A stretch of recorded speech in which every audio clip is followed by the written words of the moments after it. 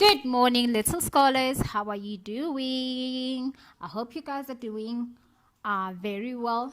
I am doing very well, thank you. And I miss you so much, guys. Okay, so today for Geo, we are going to be looking at. So for Geo, this week, we are going to be looking at the water cycle. We are going to be looking at the weather system, hurricanes, storms and hail, rivers and valleys, iceberg, and underground water, and lastly, coral reefs.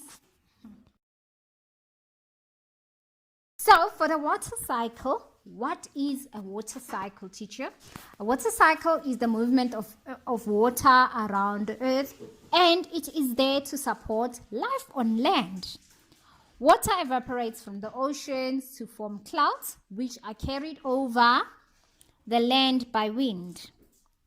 The clouds drop their water in a form of rain and snow, especially in highland or near the sea. Especially in highland near the sea, and the water drains back into the ocean by some parts of this cycle are quick, but others take centuries, guys. It takes really long. So the earth is the only planet in the solar system with oceans, rivers and lakes. It also has icy glaciers and polar ice sheets. Some water vapor, which is gas in the atmosphere, condenses. It turns into tiny droplets to form clouds.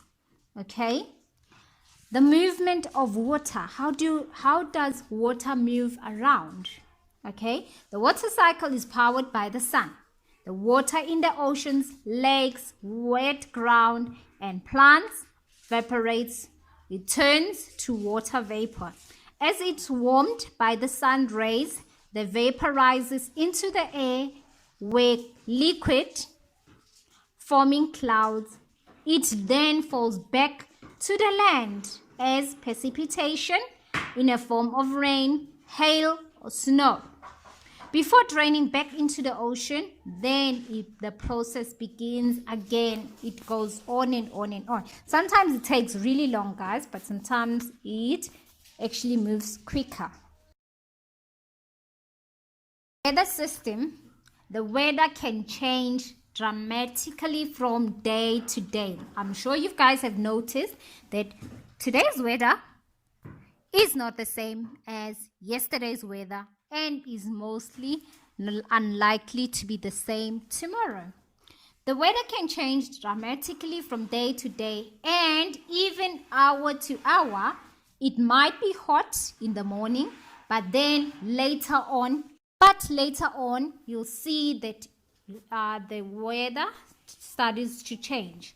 The clouds will start to form, or it might even start to rain. So weather changes from hour to hour or day to day. It depends. It changes very fast in cool oceanic regions, such as the Northern Europe, where weather systems are carried in from the ocean.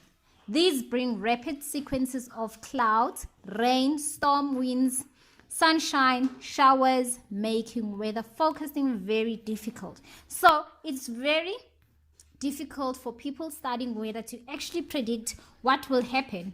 But then, because they're smart enough, they know how to, or at least they are close to their guess, or they're close to accuracy, High and lows. As air warms up, it expands. It becomes less dense and rises.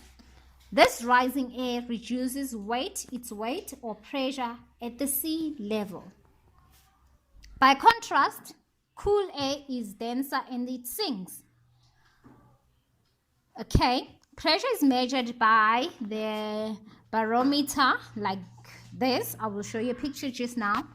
High pressure brings fine weather, but low pressure brings clouds, rain, storms, and snow. Weather fronts.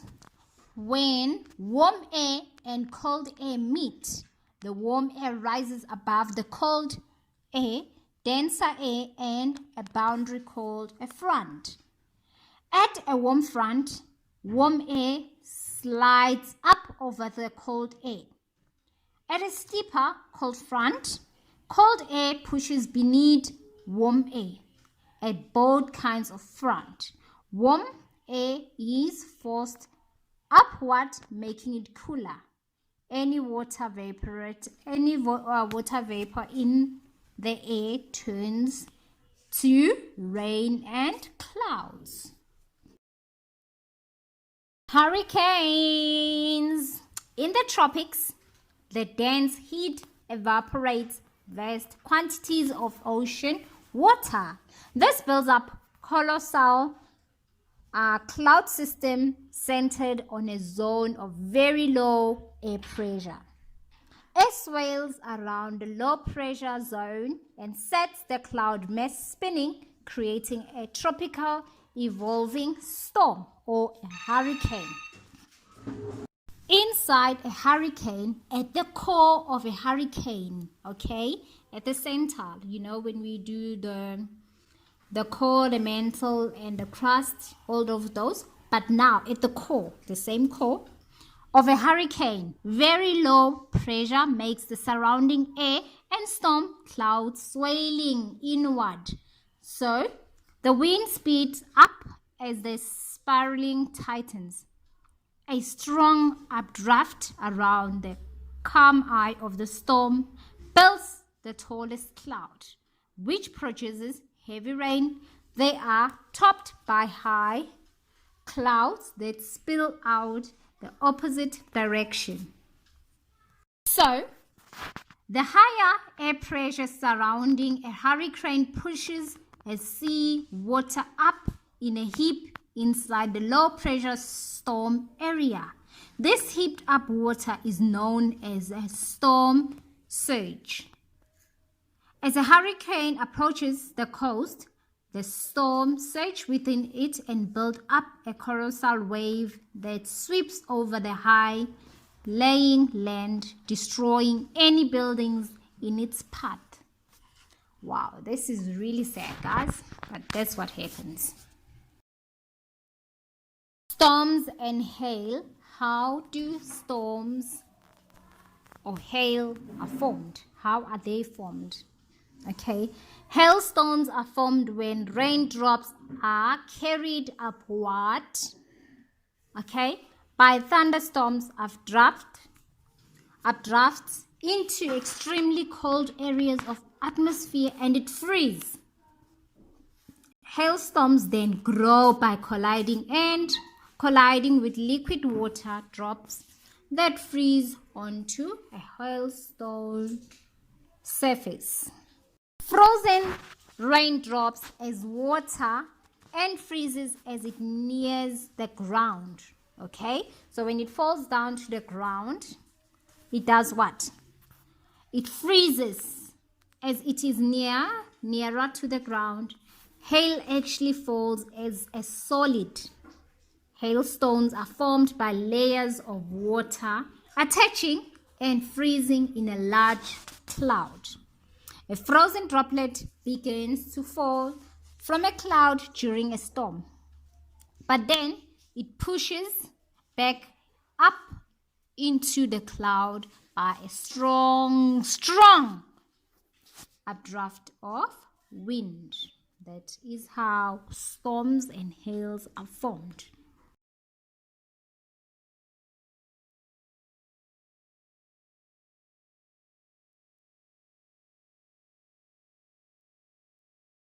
Rivers and valleys. As the water drains off the land, it gradually curves away the uplands, cutting a network of stream and river valleys.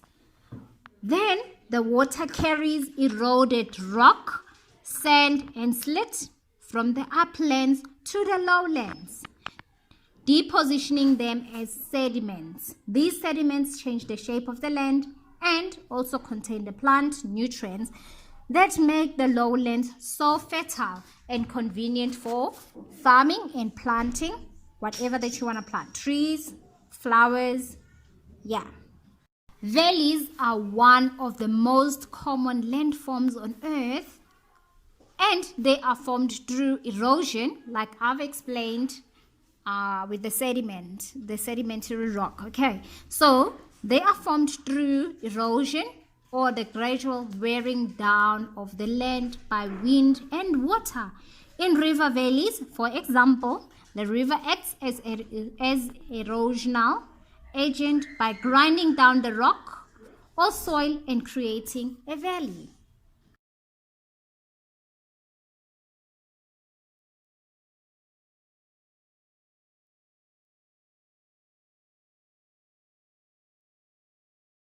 Underground water, much of the rain that falls from the sky sinks into the ground. Some is immediately soaked up by the plants, while some sweeps down into the porous water, holding rocks. It floats gradually downhill beneath the ground, where it forms natural reservoirs that can only be accessed by digging wells. Water can then reappear at springs or in temporary lakes. In a form of what? In a form of digging. When you dig down the ground, then you can eventually reach for the water that is underground.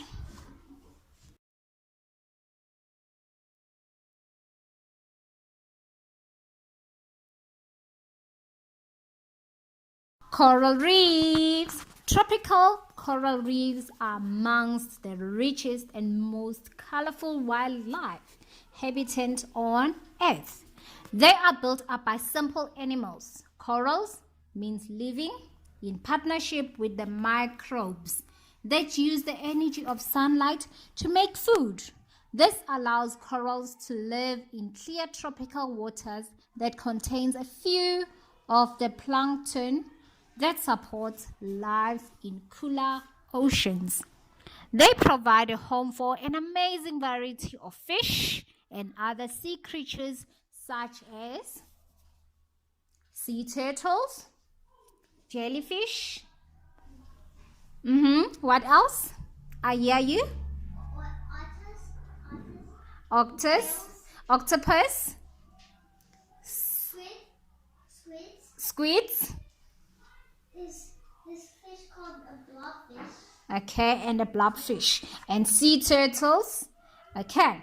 Did you know that the food-making microbes that live in the tissues of the reef corals are so small that they may be more than 2 million of them in a fragment of coral size? And the size of that can be the size of your fingernail. They are very tiny, guys, but they support life for the animals that live in corals as a source of food.